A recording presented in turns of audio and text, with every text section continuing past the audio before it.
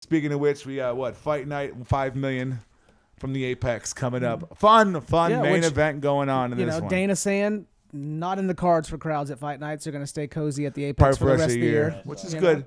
I like it. It's a nice little mix, right? I like it. I like the Apex fights. Could you imagine that Jacare snap in the Apex? The echo. The echo. It was loud in that fucking crowd of people. Yeah. Well, and I think Dariush said Ferguson's leg popped too. Yeah, he did. So. Well, we got Cody Garbrandt and Rob Font. So everything we said about Burgos and Barbosa, let's double down right here. I don't think this goes out of the first round. This is one that we disagree on. Yeah. But it's going to end up in a knockout. This fight is going to end up with someone going to sleep. Yeah. I think Cody No Love, calm Cody, is going to get it done. I think Rob Font's going to knock him out with his reach advantage. He's going to connect. Here, the reason it's going to be a good fight. It's going to be a banger. I liken this a little bit to the Magny and Jeff Neal fight, where it's Font's got the hands only to get this win. Will Cody mix in the grappling and shit? He can. Will he? He might have to. He loves those firefights. But he also got better kicks than Font does. Hopefully he's learned his lesson. Font's is more pure boxer, very similar to his boy Calvin Cater, right? They're very similar fighters. Cody's got better head movement. He's more of an athlete. And Cody Garbrandt's the underdog right now as we speak. Yeah. He's worth a play. He's worth a play. I mean, they're pretty close, plus 100. Again, I think Cody Garbrandt is a world champion. He's been a world champion, right? Yeah. And Rob Font is not. I don't think he is. He knocked out Marlon Moraes, but who hasn't in 2020? True. Who hasn't at that? But again, I could be here next week saying I just went 2-10. So I'm going to pick Rob Font because he burned me against Moraes. So I bet that. Let me tell you that one. Yeah, you had Font. I bet that I laid down the fucking prop bet too for Rob Font to knock out Marlon Moraes. So again, it's good at we're odds. I need to be at odds. I'm down 8 fucking fights. All right, next fight. So we got Ben Rock. Okay. Did you want to go back? No, we got it. Well, let's go through. Yeah. This is just on the. I'm looking at the best fight odds. We'll look at it right here. We have Yan Xiaonan. I think that's how you say it. Best fight odds isn't in order of the card. Versus the Cookie Monster Carla Esparza. I like Yan in this fight. I like Yan. We're gonna agree on this one, and I don't see me wavering throughout the week. Yeah. Carla Esparza been around for a while, has her veteran. I think Jan's on fast track to get that fucking championship shot. I think Yan keeps it standing. Jan's gonna piece her up. Right, Jan's kind of very similar to Wei Li with the power fucking strike, those kicks that are fucking vicious, and she could mix in the grappling too. So again, I think Yan might be avenging her fucking countrywoman's loss and coming in and beating the fuck out of Esparza and working her way towards fucking Rose. Talk about, and we could see that sooner than later. Right, we could very, very soon by the end of the year. Yeah, possibly. For sure. Possibly. Let's keep rolling. This is Justin Tafa, or Tony likes to call it Bam Bam Tuivasa versus Jared Vanderrock. Bam Tuivasa. I like Jared Vanderrock in this fight. I think he's better all around. Like I said, we kind of talk about Tafa getting knocked out by fucking Jorgen de Castro, who's been cut. That's what I like to call him, Jorgen Bam Bam Tuivasa. And Jorgen de Castro is a very small heavyweight, short, stocky, and he's able to get inside and put Tafa to sleep. Yeah. Whereas Vanderrock's a big boy.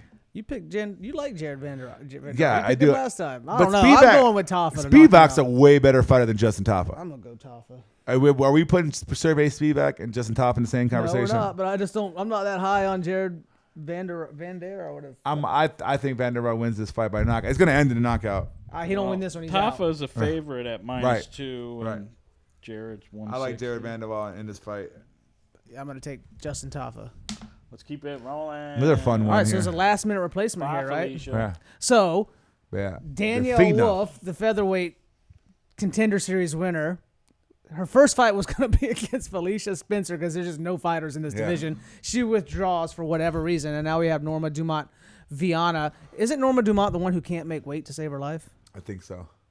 Maybe. She looked impressive her last fight, though, I believe. Yeah, I think she struggles with making weight, though. I don't know. It could be wrong. Could be somebody else, but I'm going to go Felicia Spencer here. I think she's going to tap her. Look, my favorite thing about Felicia Spencer is she fought Amanda Nunes and Cyborg back-to-back, and neither one of those women could finish her. Yeah. You went 5 rounds. You went 10 rounds with Cyborg and Nunes, and you were standing at the end of it. Yeah. Didn't go to sleep. Didn't get knocked out. Probably should have had her corner throwing the towel a few times, but didn't happen. So she's a tough chick, and I think that she gets this done. Probably by decision. Yeah, she should win. I mean, but she went from being like a -600 favorite or something over Danielle Wolf to now she's a -160 140, which kind of I think. Okay, I think. Well, I got 167. Dumas not a slouch, but she's not a Nunes or Cyborg. It could be good value for Spencer towards the end of the. Yeah, we'll see how we'll see how it goes. All right, next. David Dvorak versus Ruliar Paiva. I don't know much about Paiva, but I'm leaning Dvorak. Yeah. He definitely the favorite coming in here, higher rank for sure. You know how these flyweights go. They fucking are fucking lightning in a fucking bottle. Was Paiva contender series? I believe so, yeah. Maybe I did see him fight, yeah. Let's see. I want to check this out. Number 11, number 12. I like Dvorak. He's the favorite going in here. And again, a little bit more experience edge. I believe Paiva might be making his debut in the UFC. Yeah, he was contender series. He won over Nascimento, but Paiva has lost to Kai Kara France, Rogerio Bontoran. He beat Mark De La Rosa and Zalgas Zumagala. Yeah, that's not saying much. Yeah. That's not saying much at all. I'll probably side with David here. Yeah, so another one we're going to disagree on. All right, here's one we broke down the week before. We're at odds on this one. Yeah, we talked about it in our last episode because it was supposed to be on 262. I'm going with the young man Shabazian. Tony's going with the vet Jack the Joker. This should be a tight fight. Again, this is a throw your fucking coin in the air, flip it, and see who wins. Yeah, I'm going with the younger guy. I think Shabazian gets back on track, whereas Tony stays. I think Jack might get him on the ground and catch him with a sub. Yeah, I mean, it could happen. It could happen for sure. Is there anyone else on? There's a few other fights. Here's the there's another fight we broke down before with Ramos and Aljo. Yeah. I'm siding with Ramos in this fight. I'm gonna go Algio here. Right, and then again another one that's gonna be a close contender fight. I like Ramos. Ben Rothwell's fight. So Ben Rothwell's been having issues getting an opponent. Yeah. You sent me that one dude during the week who looked like an experiment from somewhere. Yeah, he couldn't get his visa right. He's actually fighting out of Malaysia, Kuala Lumpur. He was supposed to fight in PFL, and they pulled him off to be on that Rothwell fight, and it turned out his visa didn't come through. And then they got him another one, I think before this guy or Big Chris Bam Bam Barnett. Okay, so there was Lins, the other guy, now this guy's a fucking tank. Yeah, I saw. All right, with the big dreads and shit like that, he's fun. I think this guy can come out and end Ben Rothwell's career. Do you think so? Yes. I mean, his career is almost over anyway. I think he's gonna get a knockout loss here. And this guy's gonna be a star in the making. Ben Rothwell might put that experience on him. It could happen too, but the personality of Chris Burnett, and he's got some. I think I've seen this guy fight actually. Yeah, he's definitely way more athletic than you see his body type. He's a big tank of a man, but he can move around. Does he do a lot of flashy spinning shit? Yeah. So he's if he does pull this off, he's gonna be a star in the UFC because he's fun to watch fight. Especially you see this guy who's big 265, and he's not like a Francis Ngannou 265. He's I like to eat cheeseburgers 265, but he does all kinds of spinning shit and fun stuff like that. You see, he got a super fight with Yoel Romero. Yeah, I gotta watch this later. So again, we're going to be at odds with that one. Mark Henry out here. I'm sticking to my guns and going with the younger fighter. Yeah. Claudio Silva, Court McGee. I'm going to go. 2 older guys. Yeah, I'm going to go with Silva in this one. Silva didn't impress me too much last time. He kind of gassed out and stuff. I'm going to go Court McGee. I think this is going to go one. If you're going to bet this fight, I would say go to distance. I think this one does go to distance for sure. Court McGee's hard to finish. Yeah. But again, I think Silva gets the edge off in this way.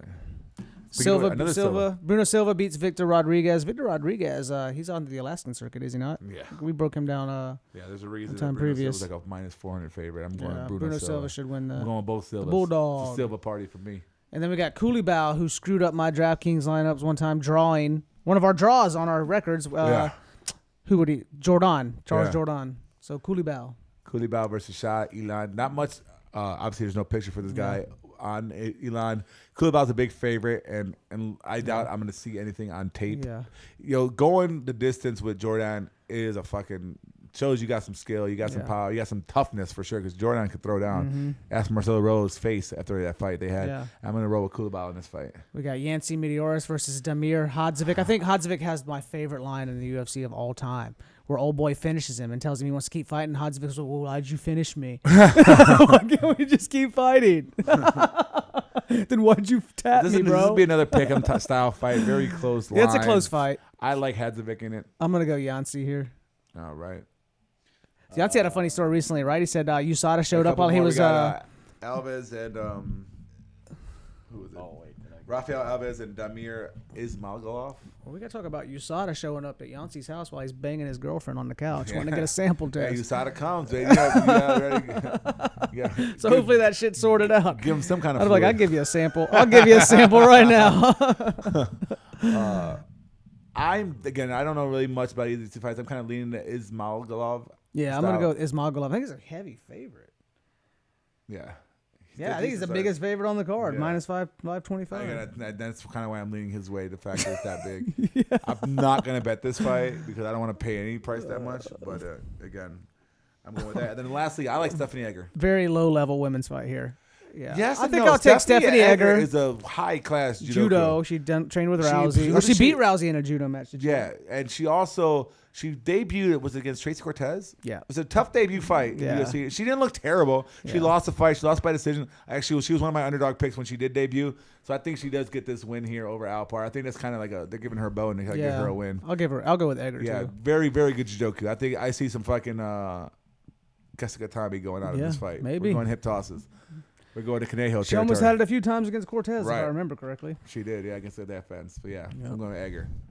All right, that wraps up what is this, Vegas? 27, is it? It doesn't say. I think it's 27. It's 27, yeah. Be sure to follow our Instagram, and you guys will put up your value 9K. All of our DraftKings stuff, our whiskey and wagers. We should maybe throw in there like a favorite play on the whole slate, too. Who do we think is going to... Well, I do have that little break the slate that note section. Yeah, I kind of put that. You can put that in there, or we can also do that. Throw that into as well. Like break the slate person, maybe. I always try to put like my core where I'm building with, so people have an idea of like two people I'm gonna have, and like my core got fucking raped this week. That's why I didn't win anything. Too. Mine was Grundy, Pickett, and fucking Aguilar. Grundy and Aguilar was really my core. And I tried to build around that. It was Grundy, Aguilar, and Gallegos. That was my core. I tried to switch everything else around it. But when Grundy lost, when Aguilar lost, like this is gonna be a rough fucking night. Yeah, it was a rough DraftKings. I was over halfway through the card. You got to do that if you want to hit, though. You got to have some guys. I'm gonna tie your cart to these guys. It's gonna be a really good night. It's gonna be a bullshit night. You don't want to win $1 anyway.